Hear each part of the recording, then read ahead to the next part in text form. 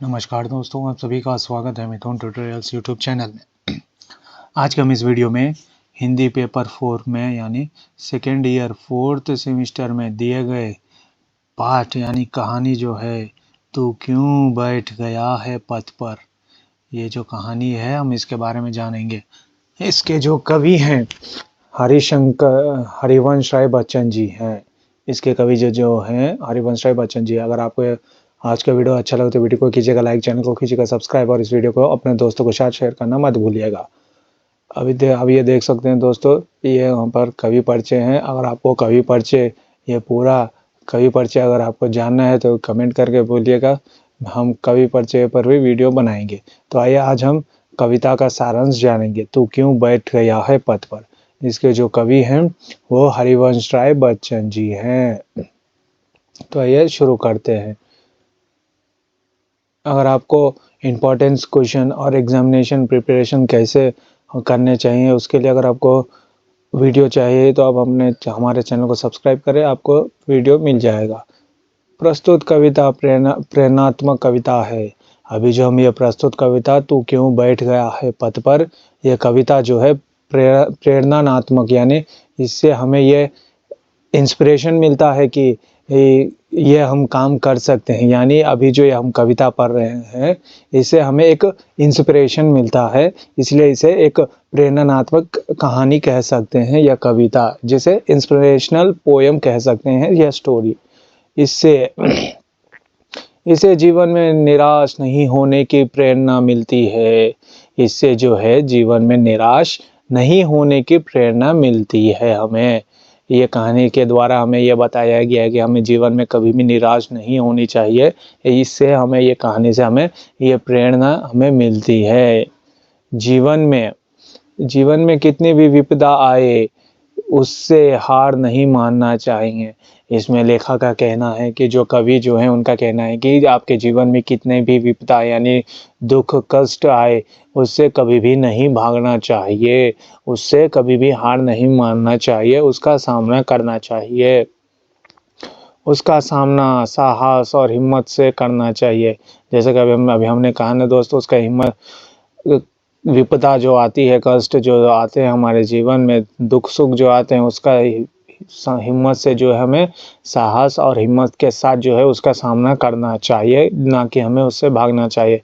जो इस कविता में स्पष्ट रूप से दिखाई देता है, जो कि इस कविता में जो है स्पष्ट रूप से हमें दिखाई देता है। कवि इस कविता के माध्यम से कह रहे हैं कि हे पथिक, तुम जीवन रूपी पथ पर क्यों बैठ गए।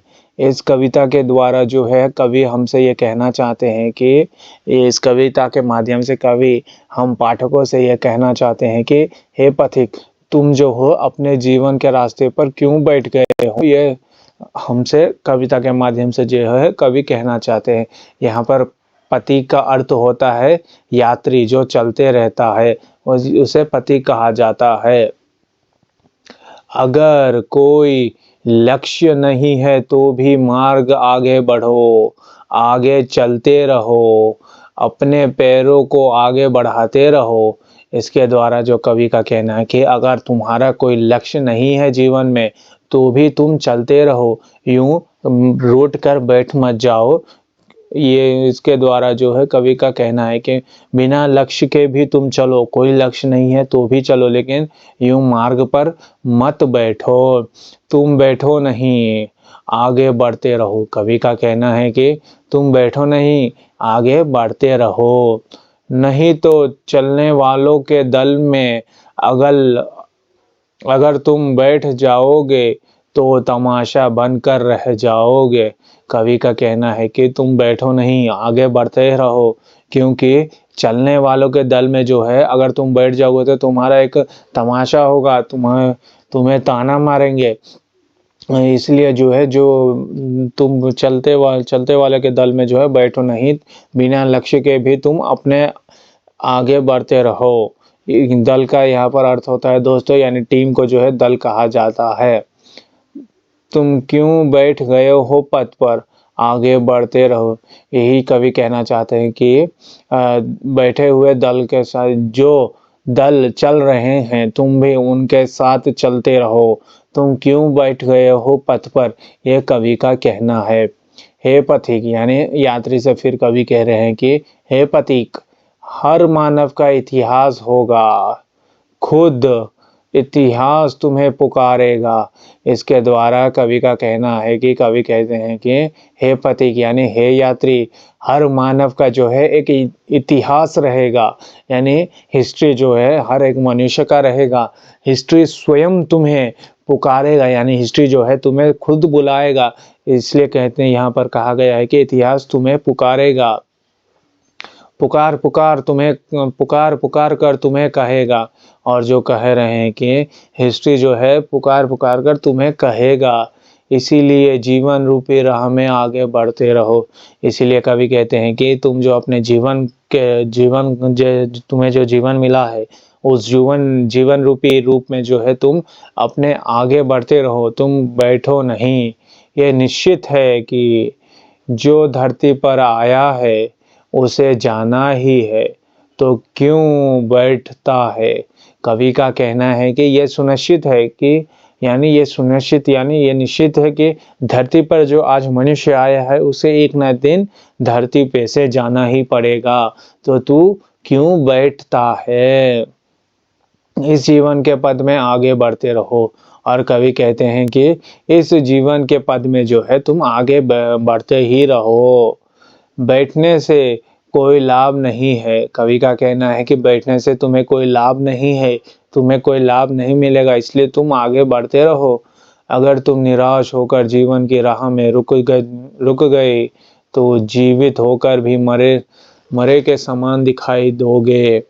कवि का कहना है कि अगर तुम जीवन रूपी राह में, यानी कवि का कहना है कि अगर तुम निराश होकर जो है जीवन रूपी राह में अगर रुक जाओगे, थम जाओगे, बैठ जाओगे, तो मरे हुए के समान दिखाई दोगे। ये जो है कवि का कहना है। कवि जो है फिर पथिक के मनोबल को बढ़ाते हुए कहते हैं कि मेरी इच्छा है कि मैं अपनी चिता तक भी अपने पैरों से चलकर जाऊं। कवि फिर से जो है एक मोटिवेशन करते हुए, यानी मनोबल देते हुए पथिक यानी यात्री से कहते हैं कि मेरी ये इच्छा है कि मैं अपनी चिता तक भी जो है अपने पैरों के साथ चल कर जाऊं। ये जो है कवि की इच्छा है। और कवि इस दोहे में जो है, यानी इस पंक्ति में जो है कवि का कहना है, अर्थात मरते मरते भी निराश ना होऊं, आशावादी बना रहूं। यानी कवि कहते हैं कि मरते मरते जो है मैं कभी भी निराश ना हूँ और हमेशा जो है मैं एक आशावादी बना रहूं, अर्थात आशा के साथ बढ़ते रहना चाहिए। और आखिरी में कवि कहते हैं कि मनुष्य को जो है एक आशा के साथ जो है अपने जीवन में आगे बढ़ते रहना चाहिए, उसे कभी भी अपनी राह पर नहीं रुकना चाहिए। इस प्रकार कवि अपने कविता के माध्यम से जीवन के पथ पर आगे बढ़ने की प्रेरणा दे रहे हैं। इस प्रकार जो है कवि अपने कविता के माध्यम से सबको ये मनोबल दे रहे हैं कि अपने जीवन में आगे बढ़ना रहना चाहिए। हमें इससे प्रेरणा दे रहे हैं कि कविता में से हमें कभी भी निराश होकर नहीं बैठना चाहिए। बिना कोई लक्ष्य के निश्चित होने के बावजूद हमें जो है हमेशा चलते रहना चाहिए। नकारात्मक सोच को छोड़कर सकारात्मक बना रहें। और कवि का कहना है कि अपने नेगेटिव थॉट्स को छोड़कर हमेशा पॉजिटिव थॉट्स में रहना चाहिए। इनके काव्य की भाषा सरल तथा खड़ी बोली है। इनके काव्य की जो है भाषा एकदम सरल भाषा है और खड़ी बोली है।